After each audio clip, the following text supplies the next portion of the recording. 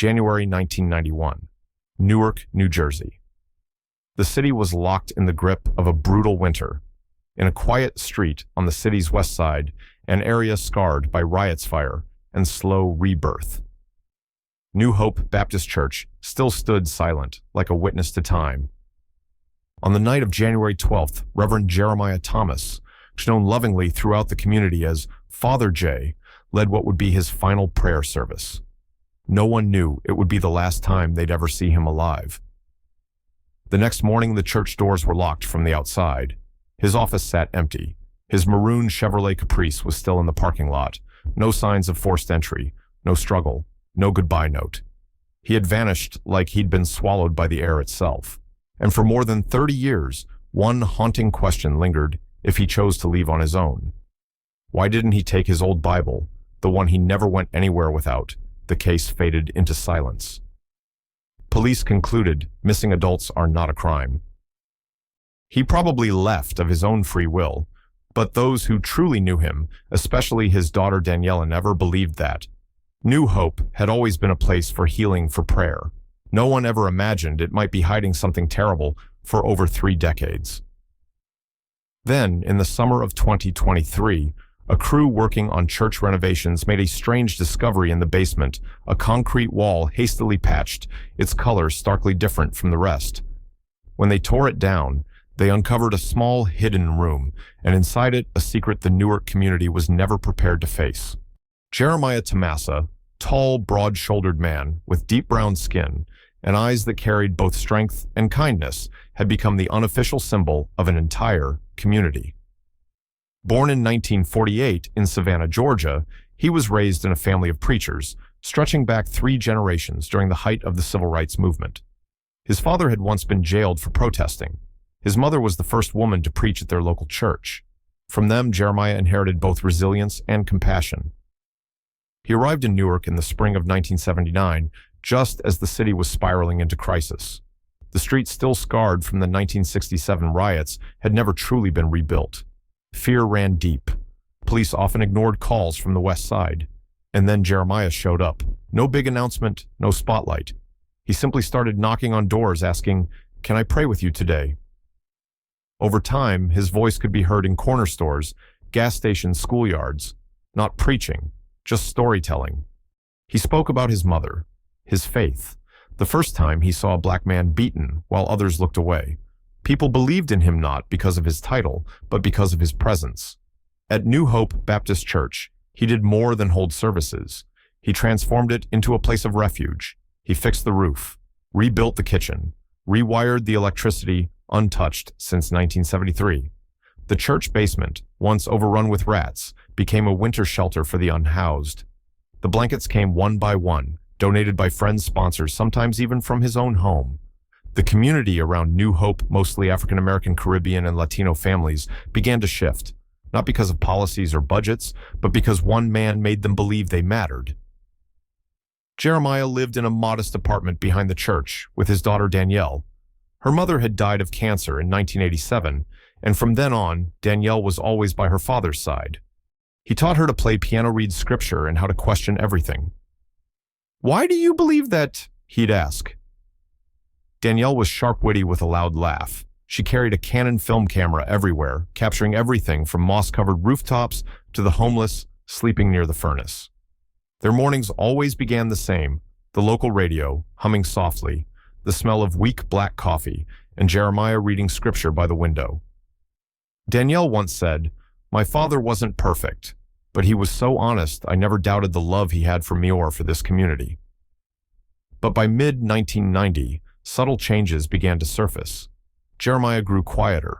He spent hours in his office writing in a worn black leather notebook. There were long, tense meetings with the church board. Sometimes arguments spilled into the hallway. One board member later recalled Jeremiah had fiercely opposed selling part of the church's land to build a parking lot because that field had once hosted summer camps for kids. One night in November, he came home with a tear in his sleeve. When Danielle asked, he simply said, "Just bumped into a door," but his eyes told a different story. Close to Christmas, Danielle noticed her father sitting for hours in silence. Once she heard him whisper, "You know, sometimes the people you trust most are the ones who can break you the deepest. Then one night, in early December, Danielle woke up to a strange light coming from the office. Through the crack in the door, she saw her father on the phone, his voice low urgent. He clutched that same black notebook. That very notebook would later be found hidden behind the wall in the basement. And that night was the first time Danielle ever saw her father kneel in prayer. Not at the pulpit, but alone, in that tiny room, silent. She didn't know then it would be the last time. Morning of January 13th, 1991. A gray sky hung over Newark. Light snowflakes drifted down, settling softly on the rooftop of New Hope Baptist Church. Danielle stepped out from the small room behind the sanctuary, heading to make coffee, like she always did. But something felt off. Her father wasn't there. The pastor's office was locked. The lights were off. She stepped outside to the back lot. His maroon Chevrolet Caprice was still parked, dusted with a thin coat of snow, undisturbed, untouched overnight. A wave of unease hit her. Jeremiah was always up early. Even on nights he prayed late, he never let Danielle wake up, wondering where he was. She tried calling the church office, just a busy tone. Then she walked a few doors down to knock on Assistant Pastor Vernon Hayes' house.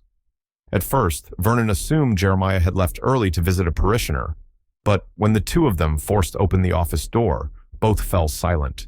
Inside, nothing seemed out of place. A coffee mug, still full but cold, sat on the desk. Jeremiah's heavy wool coat was still on the rack. His well-worn Bible lay open next to a family photo and an old radio still playing the morning jazz station.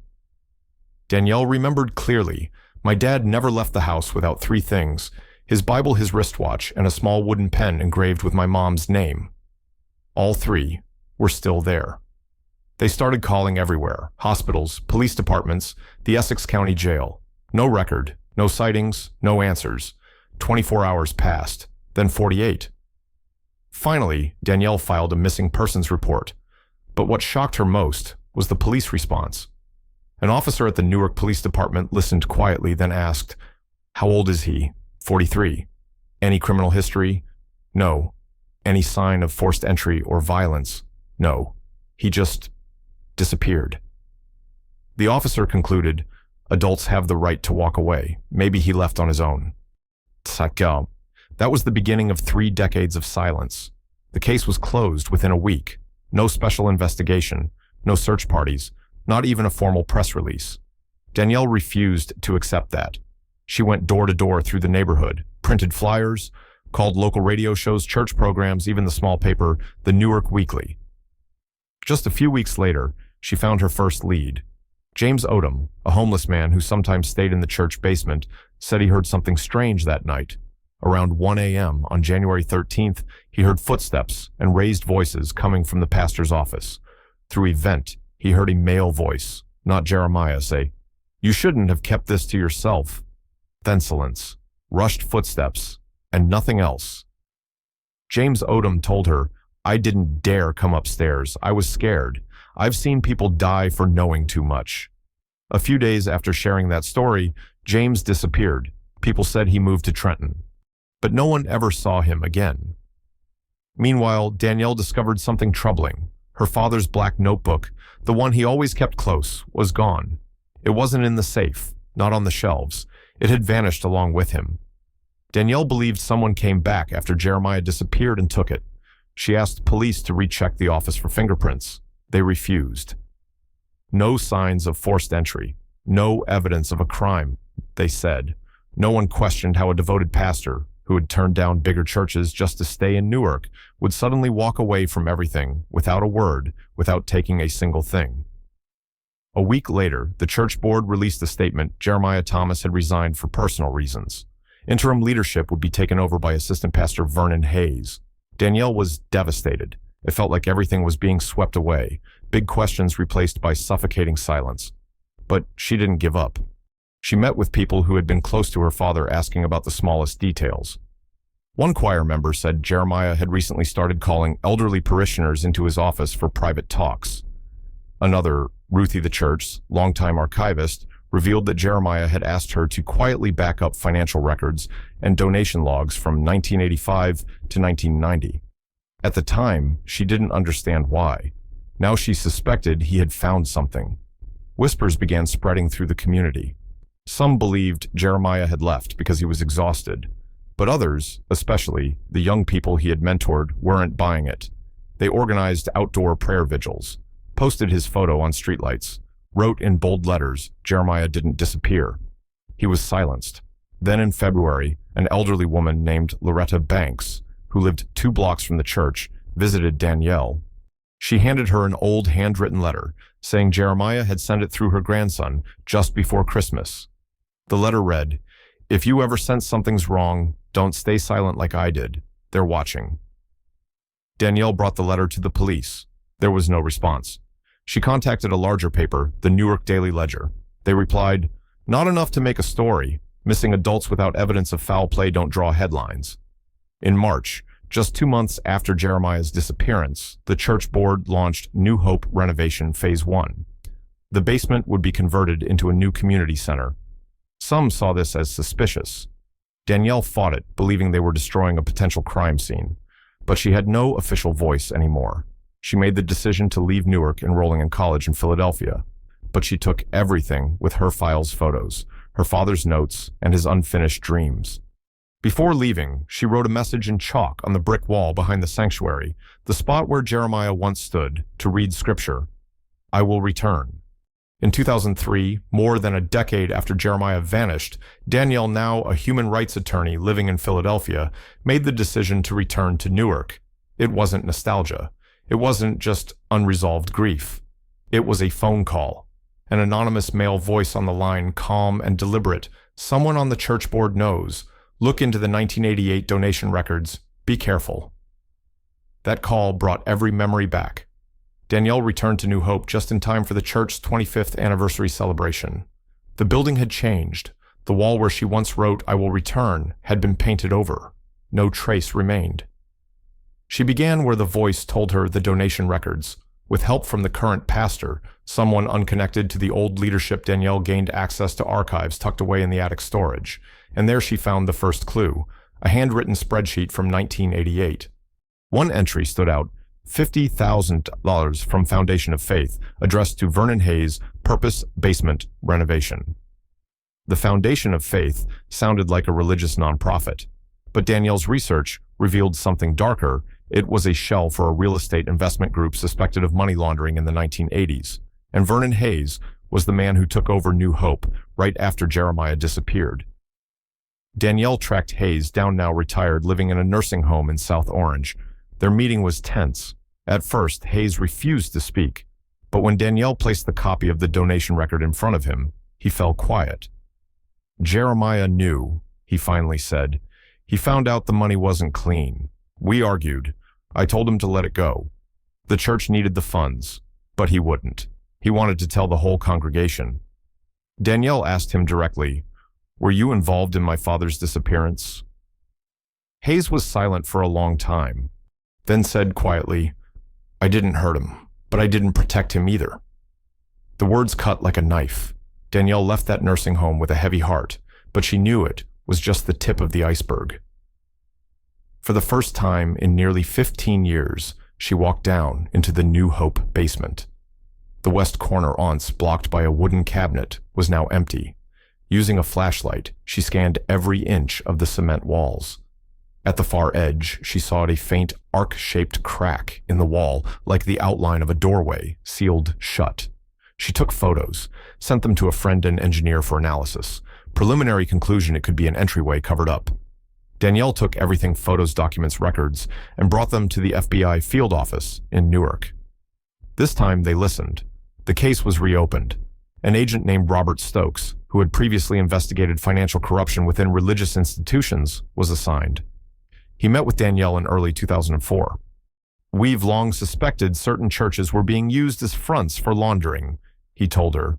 "We never had a link. The Jeremiah Thomas case might be that missing link." A formal investigation began. The New Hope basement was scanned, searched, and in July of that year, they found it.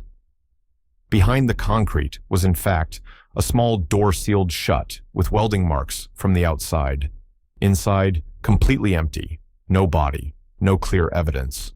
But the mere existence of that hidden room, unlisted in any original building plans, was enough for the FBI to reclassify Jeremiah's case, missing person, under highly suspicious criminal circumstances. The media took notice. NBC New York aired a segment. The Washington Post published a feature on mysterious missing pastors in U.S. history, including Jeremiah Thomas. Danielle began receiving hundreds of messages from strangers, former parishioners, ex-staff members. Each one carried a fragment of memory, a possible clue. Piece by piece, a picture emerged. Jeremiah may have uncovered financial corruption at the heart of the church, and the price of his integrity was to vanish without a trace. After the media exploded with reports about the sealed room beneath New Hope's basement, the Newark community split into two camps. Some believed it was clear evidence Jeremiah had been silenced, maybe by someone within the church itself. Others, mostly those once affiliated with the old church, urged restraint. "Don't jump to conclusions," they said. "Let's not speculate." As public debate raged, Danielle was hit with another shock. An anonymous email arrived. Subject line: "Your father wasn't the man you think he was." Attached was a 3-minute audio recording.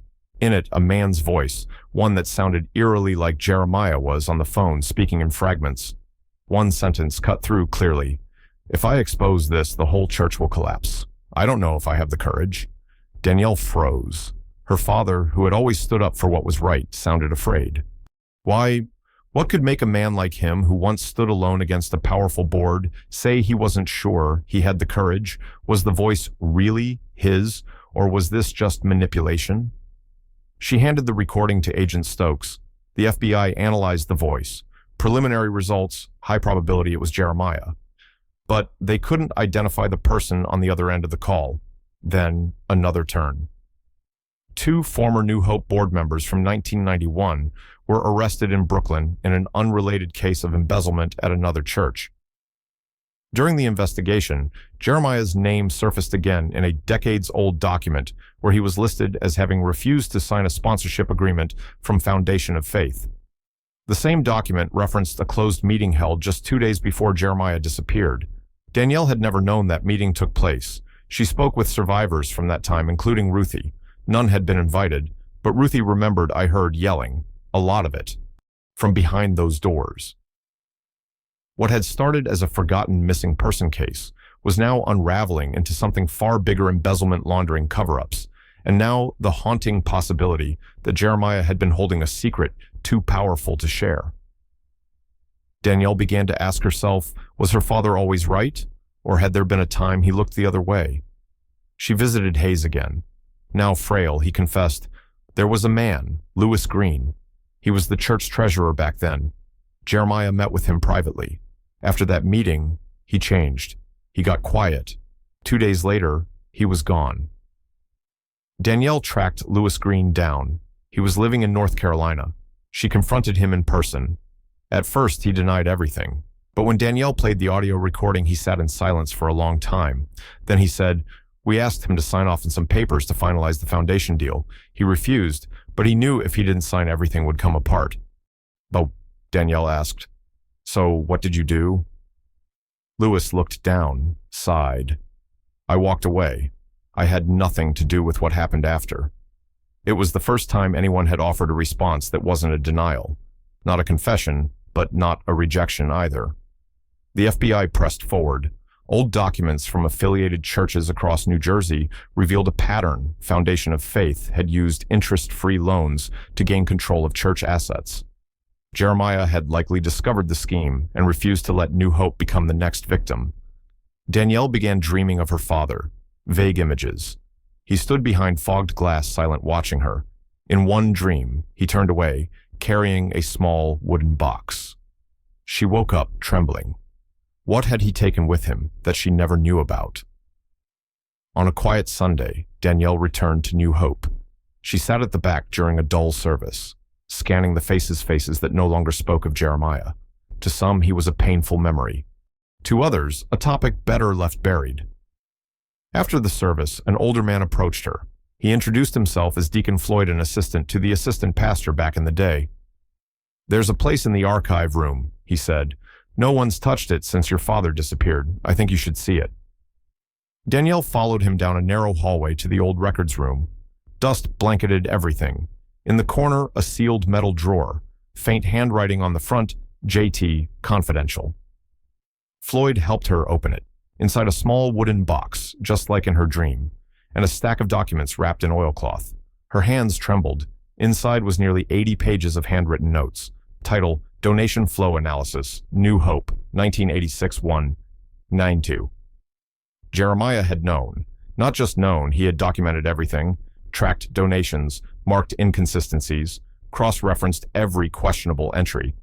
At the bottom, in his own hand, he wrote, "If I stay silent, you'll have a seat at the table. If I speak, I might lose everything. But I cannot let this community be sold out." Danielle broke down in tears. She brought everything to the FBI.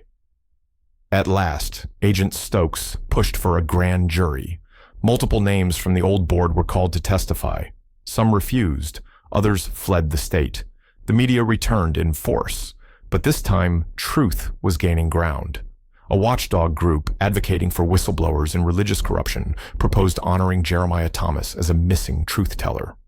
Danielle stood once more at the pulpit of New Hope, the same place her father once stood. For the first time in nearly 35 years, she read aloud from the very Bible he used, "Let justice roll down like waters and righteousness like a mighty stream." In the fall of 2024, over 3 decades after the mysterious disappearance of Pastor Jeremiah Thomas, the New Hope Baptist Church in Newark held a solemn memorial service in his honor. The sanctuary was adorned in deep purple fabrics, symbolizing both mourning and royalty. At the front stood a black and white photograph of Jeremiah dressed in his simple suit, gazing thoughtfully into the distance, with pews filled with congregants behind him. Danielle Thomas, now a seasoned human rights attorney, stood at the pulpit, clutching a replica of her father's meticulously kept notebook. She chose not to dwell on the circumstances of his death, but instead celebrated his unwavering courage.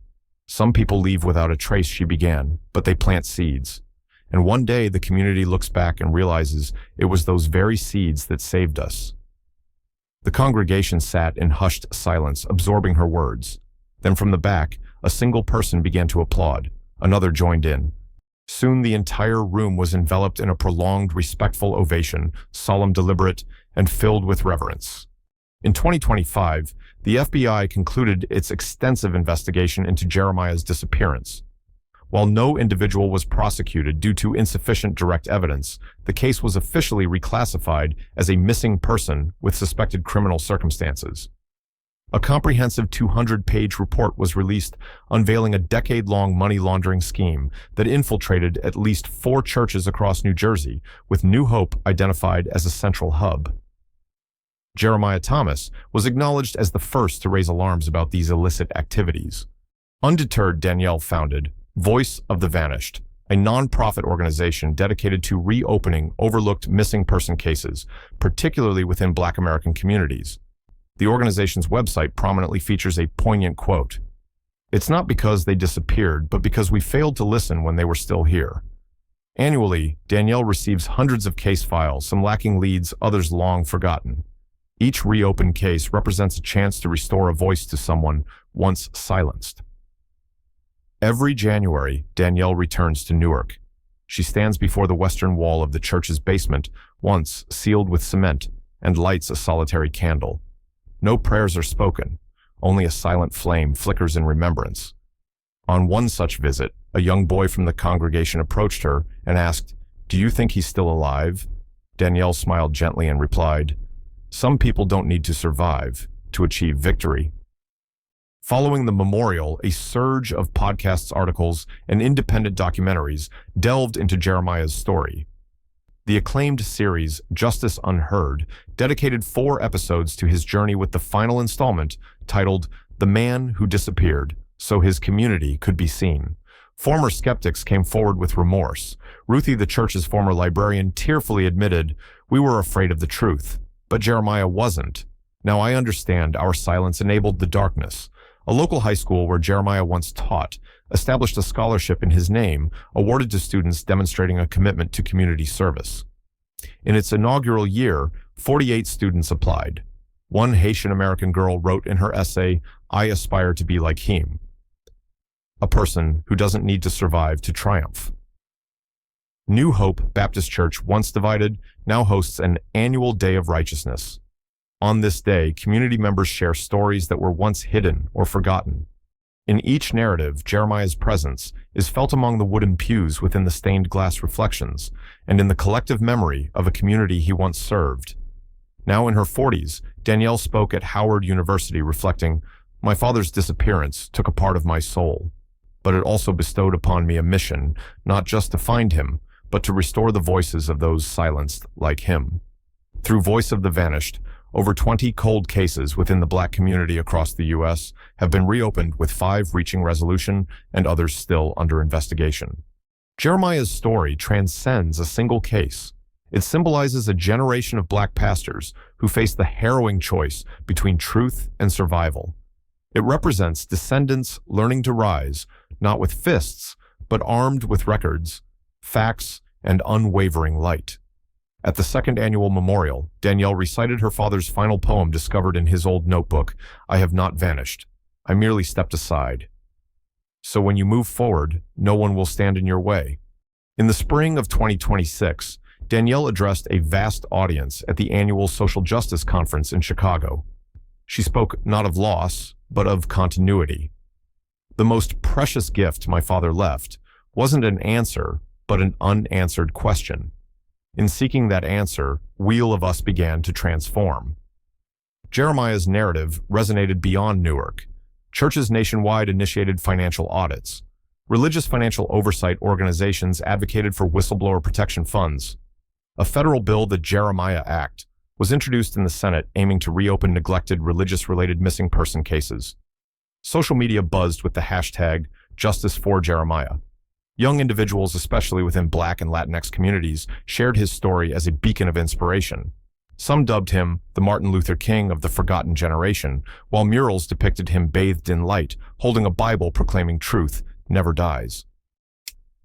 One quiet evening, Danielle returned to her mother's backyard in Newark. She sat on her father's old weathered wooden chair, now wobbly with age. She placed a small plaque on it in loving memory of those who dared to speak. A gentle breeze rustled, and in that fleeting moment she felt, subtly yet unmistakably, that her father was smiling. In the summer of 2026, CNN aired a special 60-minute segment titled "The Pastor Who Disappeared and the Legacy He Left Behind." The program reconstructed Jeremiah's disappearance using advanced animation and featured exclusive interviews with witnesses, investigators, and Danielle. A particularly moving clip circulated widely online. Danielle standing silently before the stone wall in New Hope's basement, her hand resting on a brick engraved with the words, "Justice begins in silence." In the candle's soft glow, her tear-filled eyes conveyed a depth of emotion that resonated with millions. In 2027, Princeton University awarded Jeremiah Thomas a posthumous Doctor of Humane Letters, honoring him as a paragon of integrity and civic bravery. The ceremony, held in the Grand Chapel, was attended by religious leaders, scholars, and social justice advocates. As Amazing Grace played, the entire congregation stood in solemn tribute. Jeremiah's influence, termed the Jeremiah Effect, spurred reforms across Northeastern churches, enhanced financial transparency, independent oversight, and robust whistleblower protections. Within 2 years, over 90 anonymous allegations were re-examined. Danielle authored The Room Behind the Wall, a memoir chronicling her father's story, her personal struggles, and the profound journey toward truth, not for vengeance, but to restore faith. The book was acclaimed by the New York Times as the most inspirational nonfiction work of the year. During a book signing in Atlanta, an elderly woman approached Danielle, clasped her hands tightly, and said, "Your father didn't disappear. He went ahead to pave the way for the rest of us." Danielle was moved to tears. Jeremiah's story became a staple in ethics courses at numerous universities. In one lecture, a white student stood and shared, "I used to believe justice was about laws. Now I see it's about listening, believing in others' pain, even without evidence." In 2027, the U.S. Congress passed the Jeremiah Act with overwhelming support. The legislation mandates all religious organizations with charitable funds to regularly disclose financial records and establish stringent internal whistleblower protections. On the day the act was signed into law, a bronze bust of Pastor Jeremiah Thomas was unveiled in Newark's Central Square. The pedestal bore his poignant words, "We don't need more heroes. We need more people who won't look away." That evening, thousands gathered lighting candles in unison. Maybe we'll never know what truly happened that cold January night in 1991. Who was the last person to see Pastor Jeremiah Thomas? Was he betrayed, or did he choose silence to protect something greater than himself? But one thing is certain, his voice buried for more than 3 decades has found its way back. Like a single candle still burning in that once-sealed basement, its flame fragile yet unextinguished reminds us of justice, of courage, of doing what's right even in the shadows. The old wooden chair he once sat in is now weathered and faded, but every time Danielle lays her hand on it, she feels his presence quiet, watching, waiting to hear the rest of the story. And what about you? What do you believe really happened to Pastor Jeremiah Thomas? Share your thoughts below. If you've ever known someone who vanished or come across a story long forgotten, tell it, because every time we speak, justice moves one step closer to being heard. Subscribe to the channel so you don't miss the next chapter in the search for truth, because sometimes all it takes to begin a change is one person willing to listen.